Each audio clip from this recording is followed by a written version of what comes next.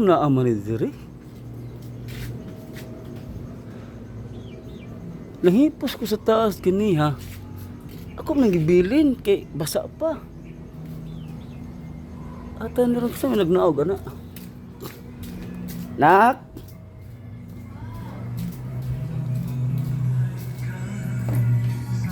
Ginaog na mo tong short dito?